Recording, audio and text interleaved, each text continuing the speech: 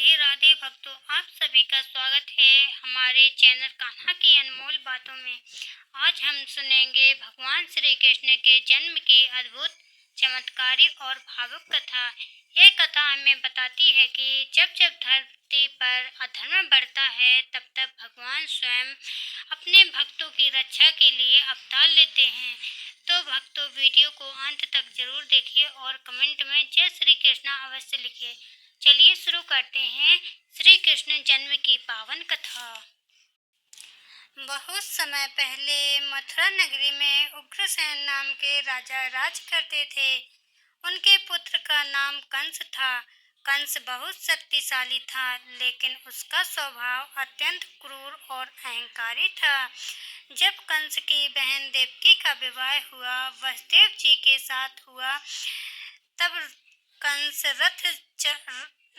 तब कंस स्वयं रथ चलाकर अपनी बहन को विदा करने जा रहा था।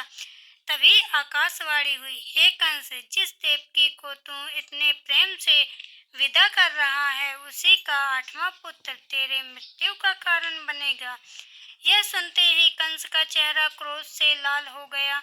उसने अपनी तलवार निकाल ली और देवकी को मारने के लिए आगे बढ़ा।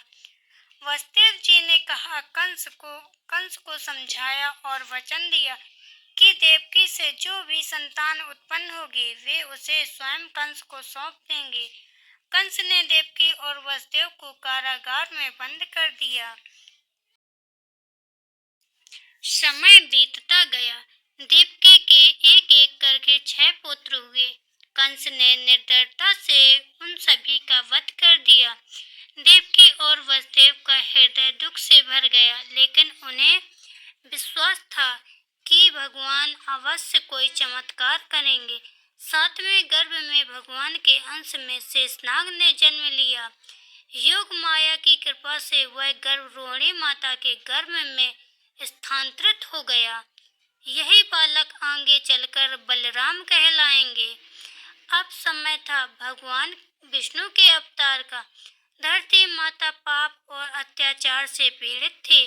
तभी देवता भगवान विष्णु के पास पहुंचे और प्रार्थना की, प्रभु, कंस और अन्य दुष्टों के अत्याचारों से संसार दुखी है, कृपया धरती का भार कम कीजिए। भगवान विष्णु मुस्कुराए और बोले, मैं स्वयं कृष्ण रूप में अवतार लेकर धर्म की स्थापना करूंगा। भाद्रपद मास की कृष्ण पक्ष की अष्टमी तिथि थी। आधी रात का समय था।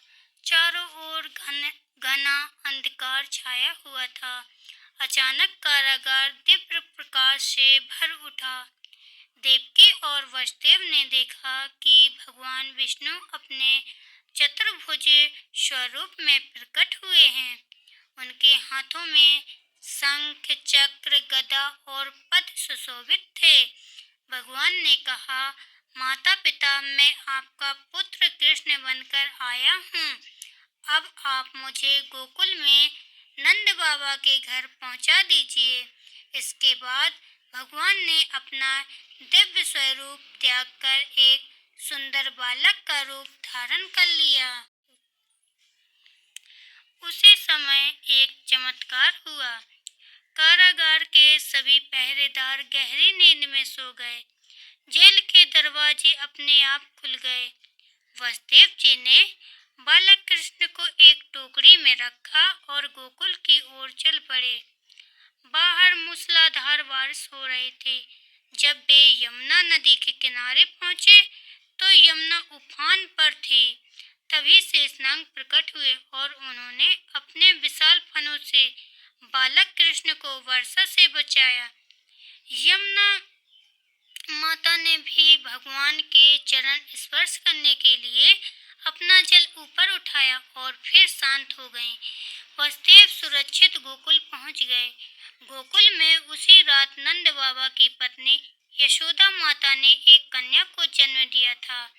वसुदेव जी ने कृष्ण को वहां सुला दिया और कन्या को लेकर वापस मथुरा लौट आए। जैसे ही वे कारागार पहुंचे, दरवाजे फिर बंद हो गए और सब कुछ पहले जैसा हो गया। कुछ समय बाद कंस को समाचार मिला कि देवकी की 8वीं संतान जन्म ले चुकी है। वह तुरंत कारागार पहुंचा। उसने नवजात कन्या को उठाया और पत्थर पर पटकने का प्रयास किया, लेकिन वह कन्या उसके हाथों से छूटकर आकाश में चली गई। वह योग माया थी। उन्होंने कहा, हे कंस, तेरा काल जन्म ले चुका है। वह गोकुल में सुरक्षित है। यह सुनकर कंस भयभीत हो गया। उधर गोकुल में आनंद का वातावरण था। नंद बाबा के घर उत्सव मनाया जा रहा था। तभी लोग नाच गा रहे थे। गोपियां मंगल गीत गा रही थीं। यशोदा मैया अपने नन्हे कान्हा को देख देख कर आनंद से भर उठी। किसी को नहीं पता था कि यह साधारण बालक नहीं, बल्कि स्वयं भगवान नारायण हैं। धीरे धीरे कृष्ण बड़े होने लगे। उन्होंने पूतना, संकटासुर और तृणावत जैसे अनेक राक्षसों का संहार किया। उन्होंने अपने बाल रूप से ही संसार को दिखा दिया कि वे धर्म की रक्षा के लिए अवतरित हुए हैं। भक्तों, श्री कृष्ण जन्म की यह कथा हमें सिखाती है कि चाहे कितनी भी कठिन परिस्थितियां क्यों ना हों, भगवान अपने भक्तों का साथ कभी नहीं छोड़ते। यदि आपके जीवन में भी कोई परेशानी है तो पूरे विश्वास के साथ श्री कृष्ण का नाम लीजिए। कमेंट में लिखिए जय श्री कृष्णा। वीडियो पसंद आए हो तो लाइक शेयर करें और हमारे चैनल कान्हा की अनमोल बातों को सब्सक्राइब करना ना भूलें। राधे राधे, जय श्री कृष्णा। अगली वीडियो का इंतजार करिए और ऐसे ही वीडियो आपको रोजाना देखने को मिलेगी। और ऐसे ही अपना भगवान पर अटूट विश्वास और प्रेम बनाए रखिए, क्योंकि भगवान सदैव अपने भक्तों की रक्षा करते हैं, सदैव अपने मदद करते हैं भक्तों की। तो बोलिए जय श्री कृष्णा। राधे राधे।